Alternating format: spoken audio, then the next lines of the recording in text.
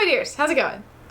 This video was a really fun idea in theory, and then I started researching it and I went, oh god, but I committed. So we're doing it, we're here. We're gonna talk about your favorite reality TV shows that call themselves social experiments and whether or not I think they'd be approved by an institutional review board as ethical human research, purely for silly goose reasons and educational purposes. None of these are actually really ethical experiments from the get-go simply because of how the medium functions, so this is not meant to be any sort of teardown or call out or anything. We're just learning skills in a very fun way. Like how I learned about the OSHA guidelines from that one Brian David Gilbert Polygon video.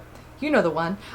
Will I make some sort of cohesive thesis at the end of this? Absolutely I will, but I initially meant for this to be for silly goose purposes and then it went in directions. Also for friends who need it. I'm a white person with light brown shoulder length curly hair. I am wearing a white t-shirt with an open button up on top that is black and orange with volcanoes. Because I was feeling like, I don't know, I wanted to have Survivor, Big Brother, Love Island energy. So that's what I went for. I don't think I succeeded in that, but it's fine. And I'm sitting in front of a plain wall that has green leaves on it. So the first thing to say is that I am not an institutional review board. Why? Because I'm not at least 5 members with varying backgrounds, which must include someone who provides the perspective of a scientist, someone who provides the perspective of a non-scientist, and someone who is not affiliated with a research institution.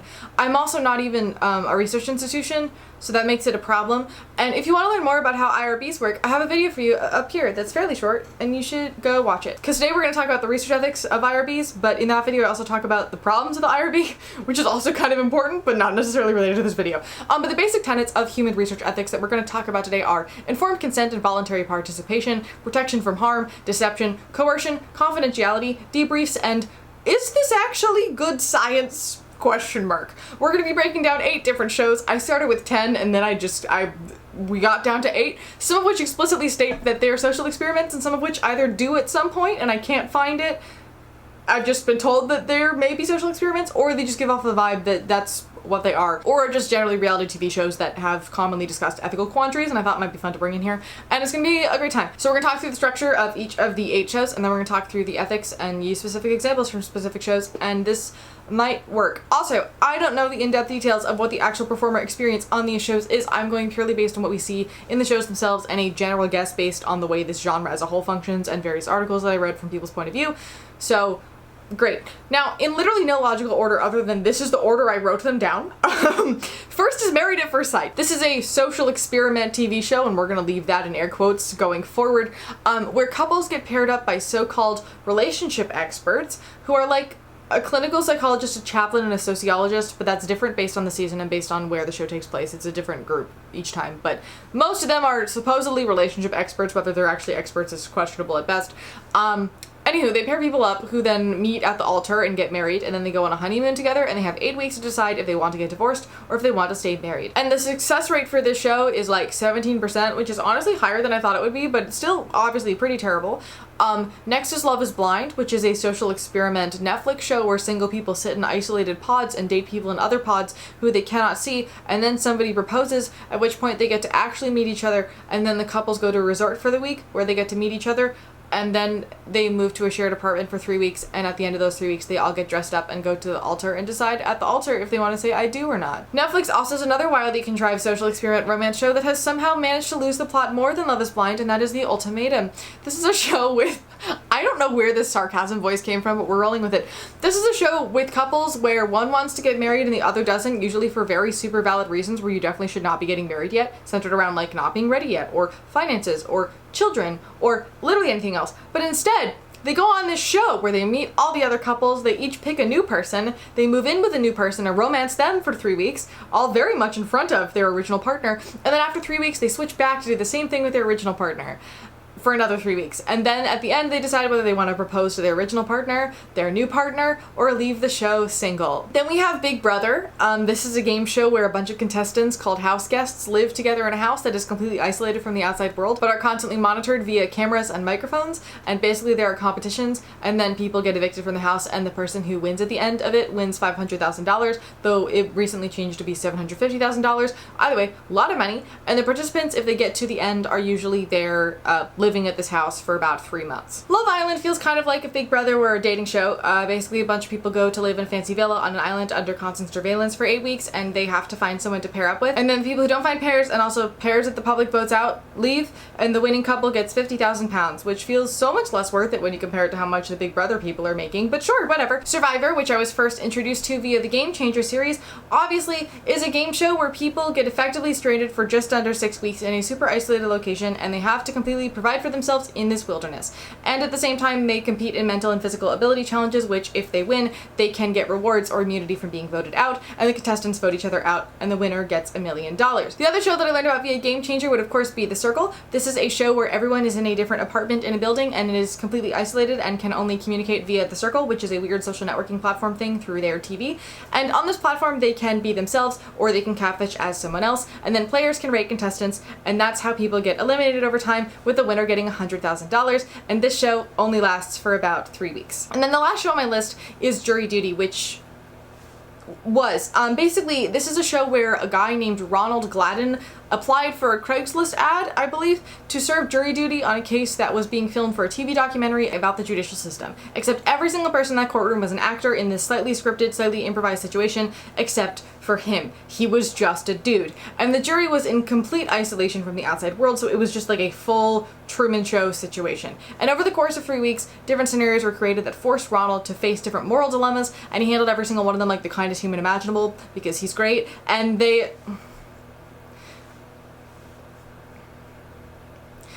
they told him about 4 of the courtroom cameras, but obviously there were a lot more cameras than that. And after the 3 weeks, they revealed to him what had been going on, and they told him that he was a hero, and they gave him $100,000. So those are our shows. Now, the first thing I want to make super clear before we go into the ethics discussion is that the primary thing that comes up in discussions of reality TV ethics is, well, they're consenting adults who signed up for that, so what does it matter? And that's not how we're going to look at this, because that's kind of like saying somebody who went to jail for committing a crime, but then got life-threateningly ill in jail because the jail had terrible sanitary conditions, being like, oh, well, they did the crime, so they deserve that, when, like, no, their crime means that they're serving time behind bars. Their sentence is not death. They should still be treated as people. Obviously, this is a different situation, but every time I saw that argument come up on message boards, that was all I could think of, and it made me very angry, because victim blaming to make ourselves feel better is not the move, and we're just not going to do that. So great, amazing. Ethics. Part 1 of ethics is informed consent. Now, obviously, I have no idea what their contracts say or what they do or do not know going into the show. This also depends on the person. It depends on the show. Like some shows like Survivor, people know the game before they get into it, more or less. Other shows, they may be in the first season of that show. They may have just applied to a general reality TV casting call and gotten specifically placed in this random show. It's very complicated. But traditional informed consent should say what the purpose of a thing is, what it's going to look like, what can be expected, what are the risks of participating, and the fact that the person is welcome to leave at any time. For many of these shows, simply based on the way that a show is structured, full informed consent is obviously not possible because there are twists that contestants cannot know about beforehand, because that's going to ruin the reveal. And the showrunners also can't know all the risks of participating, because in many of these cases, the situations of these shows are situations that have literally never happened in any human situation ever before. And there's been critique for quite a while about how people think that they know what they're getting into when they join a reality TV show, and then in reality really struggle to handle this newfound fame, and specifically the amount of vitriol and hatred that comes with that fame, especially because reality shows are edited in a way that creates the most drama, so it doesn't actually reflect how these people are in real life, so the production companies are kind of setting them up for failure. And also, some reality TV contracts do say, like, we can defame you and you need to be cool with that, which is wild. There's also the fact that people going into these shows may feel like they can handle conflict and tough situations and big emotions because they usually can, but once they're in this hyper-specific and overly isolating situation without any of their support systems available to them, they're no longer able to handle these things. And a huge part of these reality shows is that, like, yes, in theory, somebody could leave at any time if something was causing extreme levels of distress, though some of these shows have had allegations come out about how they refuse to let contestants leave during these shows, so even that isn't necessarily given. But these are shows where people are either typically competing for an absolutely life-changing amount of money, or they are at least somewhat convinced that they're going to find love by going on the show. And obviously some people are there just for clout and Instagram followers, but a lot of people have a specific desire to get a certain thing out of that show, and so may push themselves far beyond their own boundaries and not quit when they definitely should for their own health and well-being. Whether that's a Love is Blind contestant having panic attacks but trying to push through them because they want to try to make it work with a specific person, or a Survivor contestant trying to refuse medical care because they want to win. And is that situation the showrunner's fault or the fault of general reality TV ethics in general? I don't entirely think so, but you see how this gets pretty murky pretty quickly, because where does the responsibility lie there, and at what point should the show say, no, you're done, and pull somebody out? And also, where is the incentive for the show to do that in non-immediately life-threatening situations? Because the more people they lose from their show, the less footage there is to work with, the less characters you have to follow, and therefore the less interesting their final product of a show is going to be, and therefore less profitable. Informed consent from a research side is already difficult because you can't always fully inform people of everything that might happen, because that might mess with your study, but also typically scientific studies have less variables at play than these shows do, so the potential harm caused isn't even really comparable. And the discussion around rewarding people for being involved in something because people deserve to be compensated for their time and energy versus having rewards so massive that they feel like they have to stay involved until the end because anything is worth a reward is a very complicated one. But anyway, tenet number 2 is protection from harm. And obviously nothing is completely harm-free because you have no idea if something is going to trigger something for somebody, and also you can't entirely prepare yourself for like user error, but trying your best to mitigate potential harm is always the goal. And in this case, that becomes really difficult because reality TV shows rely on tension, drama, and good sound bites in order to be actually interesting to viewers, which means that production needs to create situations that create strong emotions. And first of all, creating strong emotions itself is already something that is questioned in regards to research ethics, particularly when the prompted emotions are very negative, because that can cause long-term trauma and mental distress. One thing shows often do to create drama is to have a lot of alcohol available to contestants, and specifically in some cases it has been alleged that they push contestants to choose alcohol over other drink or food options, which again isn't technically breaking any ethical rules, but still feels like maybe they don't have the contestants' best interests in mind, because that much alcohol is definitely not great for a person. There have also been many criticisms about these shows allowing verbal abuse to happen, and specifically ignoring when contestants would say they felt unsafe or were unsafe or asked for help. Many of these shows have cases where contestants came forward about abuse on set that was just then brushed under the rug. And this is an interesting dilemma because obviously if somebody hits somebody else, that's an issue. But these shows include a lot of gaslighting and manipulative and verbally abusive behavior, which is obviously bad and causes a lot of harm. But at what point is it harmful enough where ethically somebody should intervene, because that is also super subjective? And also, what would that intervention look like? Like in a Married at First Sight situation where they have regular counseling with these so-called relationship experts who definitely aren't really that, but sure. That would be a scenario where those people would be able to know what's going on and sort of push a couple in a healthier direction. But a Love Island situation or an ultimatum situation doesn't have that built in, though that could be added to the gameplay. Survivor and Big Brother definitely don't, and I do not see how they could entirely be added to the gameplay. And even if they were added to any of these, that would become some sort of grounding exercise, when the precise desire of the people making these shows is to have people as ungrounded as humanly possible, because that creates drama, which creates great TV. It also can create lifelong trauma. Love Island in particular is famous for having 2 contestants and a former presenter all take their own lives after appearing on the show, so it's not like we don't have evidence that reality TV can cause significant long-term harm. There's also ethical questions around how much these people are being paid for their time, and the amount of time they have to take off of their day jobs to do this, as well as how many hours they're working in a day or in a week, because for some of these it may just seem like a vacation, but they're fundamentally still doing a job and they deserve to be paid for that, because in many of these shows these people are effectively on the clock 24/7 for weeks at a time. There's also the harm of isolation, and therefore a complete lack of support system without any sort of replacement for a support system other than the people that you're in the show with.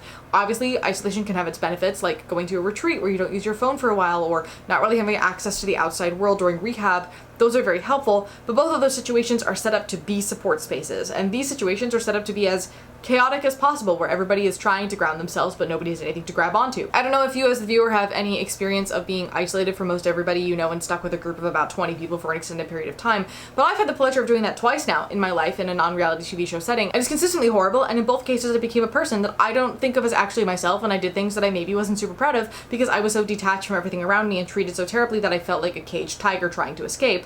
And that was without the added pressure of producers wanting to make a person behave a certain way or handing out tons of alcohol. It was also without the pressure of, oh, people on TV are gonna watch this, or knowing that I was being observed all the time. So I cannot imagine what being inside one of these shows is like and how much long-term mental damage that might cause. Particularly in shows with constant surveillance like Big Brother and Love Island, contestants have spoken about how they've really struggled with paranoia after the fact because they'd gotten so used to being watched all the time. Ronald Gladden in particular, who was only told about some of the cameras during jury duty, has mentioned that he felt felt very disoriented after the fact and felt lucky to have the support of the other people he met on the show to help him talk through everything.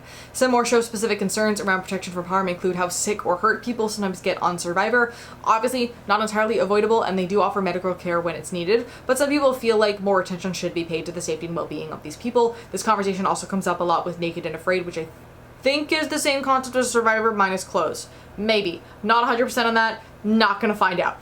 Because, like, yes, starvation, dehydration, exposure, whatnot, they're inevitably going to be a part of the show because of what it is, but the show is structured in such a way where people don't want to give up potentially winning, so they will keep pushing through that no matter how unwell they are, in a way that may not be caught by the medical staff on the show until it's much worse, and this can cause lasting long-term damage. And also, well, it's just how the game is set up, a thing that we want to be using as a defense, because that definitely feels like a problem. The extreme weather conditions also make me lightly worried about the camera crew who are having to work really long days on these shows, but that's a whole other situation. Speaking of nearly dying, being part of shows for some reason, Big Brother has this thing called the Have Not competition, where if you lose, you used to get put on an exclusively PB&J diet. They've now changed that to Big Brother Slop, which is effectively oatmeal, but like less good. Not that oatmeal is good, but it does have all the nutrients a human needs, but like it's not great for you still. And they also have to sleep in a special have-not room that includes cold showers and uncomfortable beds. And this diet situation has had significant medical consequences before, and like I guess the have-nots are part of what they signed up for in the show, but then again, is this really protecting our contestants from harm or actively torturing them to some degree? I don't know. I have questions. The other show-specific protection from harm thing is that avid viewers of Married at First Sight are somewhat convinced that some couples are being deliberately set up to be bad pairs for the sake of entertainment, which, sure, whatever, fine. However, deliberately putting somebody in a situation that is miserable and could easily become toxic if not entirely abusive is the exact opposite of protecting people from harm. This is also a specific section with research ethics where the risk-benefit ratio conversation comes into play, a conversation that is very, very confusing when it comes to reality TV, because at this point, reality TV has been a thing for long enough that we generally know what the risks are, but the benefits of it are very much up to interpretation. Like, is good TV worth the long-term mental well-being of a person? I would vote absolutely not, but somebody who makes their living off of these shows and relies on that, they probably have different opinions. I've seen people argue that reality TV like this is good because it teaches viewers what unhealthy relationships look like and starts conversations around that, and I don't disagree. Like, Mickey Atkins does YouTube breakdowns of reality TV shows from a therapist perspective, and I learn a ton from those. I also really enjoy watching Kenny JD's breakdowns, but I also feel like there are ways to get the same sort of information that don't involve watching abusive situations happen without intervening while having very much the ability to do so. Some people also argue that these shows are mutually beneficial because the contestants get money and popularity out of it and they are volunteering to put themselves through that, so actually it's fine. But again, I don't really agree with that take either, because do they really know what they're signing up for? Yeah, I don't know, man. In regards to protection from harm and potential workers' rights, there have been various lawsuits lately against showrunners alleging covering up of assaults, false imprisonment, willingly putting people in danger, abhorrent living conditions, etc. And there's been some movement, especially in the US reality TV sphere, to try to create some sort of union for reality TV performers, which I think would be really great. But back to the tenets of research ethics, the next one is deception, which is basically, hey, don't lie to people unless you really need to, and then if you do lie to them, you have to tell them after.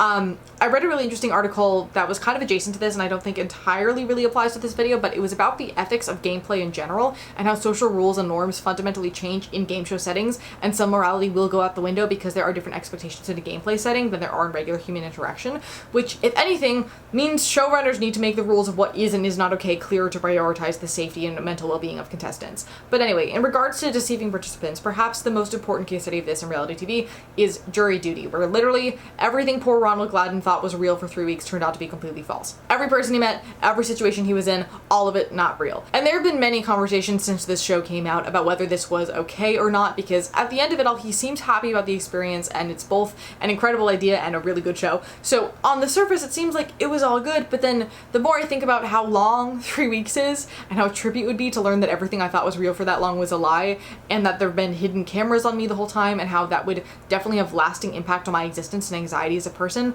the more I start to feel less like maybe it was all good. And sure, he signed up to be filmed for TV, but he thought it was going to be something completely different and significantly less high profile than what it actually happened to be. So did he even technically give consent to begin with? And if at the end he was angry and didn't want it to be made in something, would they have let that happen? Like, would they have scrapped the entire show and like got rid of all the footage and given up? Because I don't think that they would have.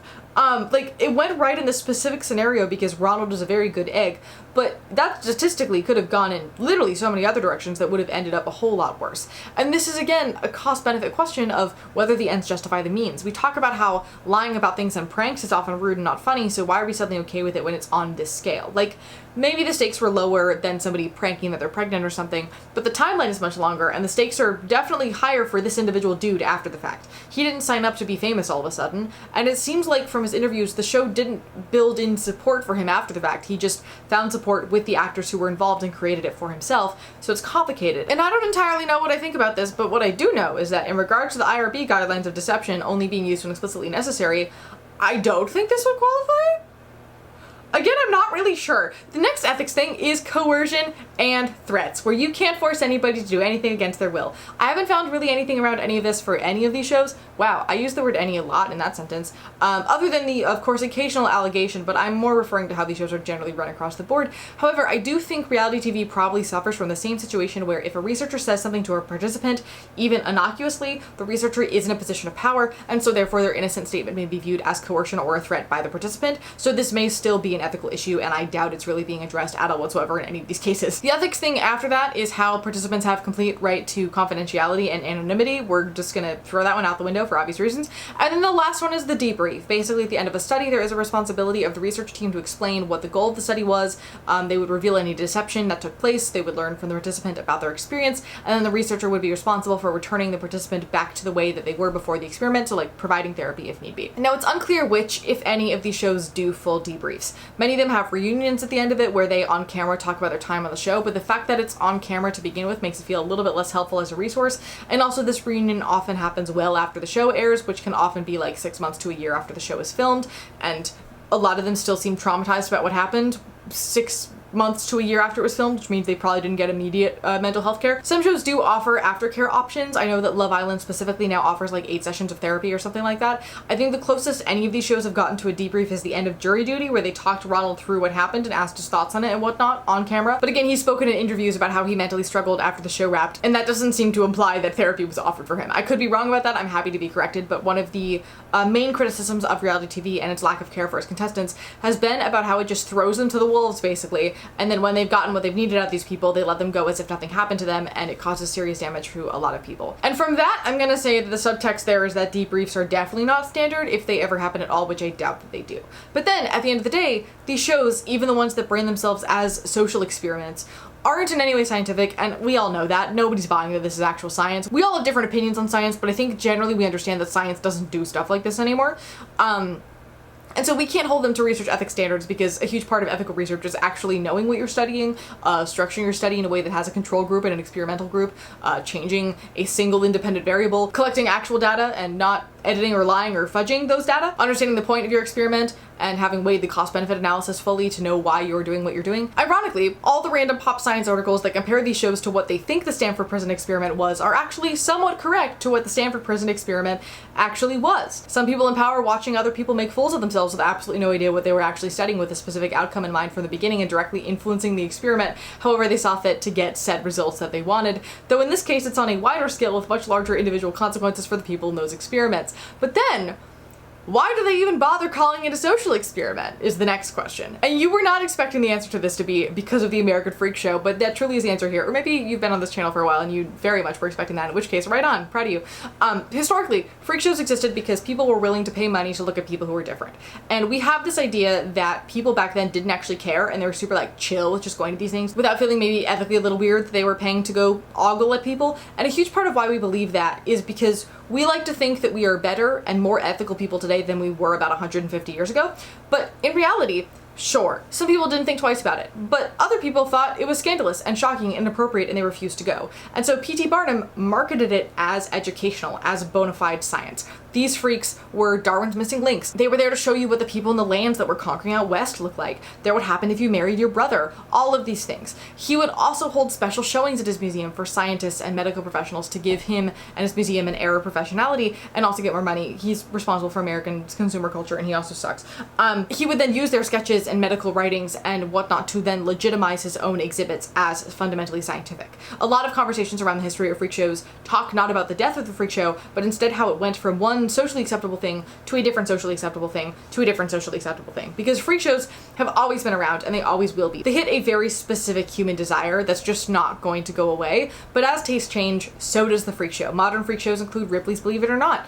They include medical documentaries that completely remove the humanity of the patient at the center of it. And they also include reality TV, which used to be a mix of mental freakishness, like, hey, let's look at these people be crazy, haha, and physical freakishness, with many shows centered around bodies that are different from the norm in a very dehumanizing manner. Basically everything that was on TLC in the early to mid 2000s could sociologically be categorized as a modern freak show. So when we look at these reality TV shows through that lens, where the appeal is watching people do wild things and make terrible choices, and we don't really see them as real people, but rather as entertainment, but also that these shows are somewhat maligned in society as trashy and whatever, one way showrunners try to market their particular reality show as being not as trashy is by acting like it's science. Even with Love is Blind, we're all collectively aware there is no universe where it's actually science, but just that little bit of weight being tied to it with that word almost definitely impacted how many people were into the show, because it does have a small shred more credibility than, say, a Love Island would. Also, if you want to learn more about the history and psychology and present day of the American Freak Show, I have a video about that, which I'll link above and also at the end of the video for you, because I'm really proud of that video. Anyway, all of which to say, once you start looking at the treatment of contestants on or participants in these shows through that lens, it starts to feel even more like exploitation. Sure, they sign up for it. But did they do that because they felt like they didn't have many other options? Did they sign up for one thing and then instead find terrible production conditions that cause permanent problems for them that they cannot afford to fix, where they set up for failure? Because yes, they are fully consenting adults, but that doesn't mean they shouldn't be treated like human beings, particularly because they are doing a service for us to some degree, and also just because they're people.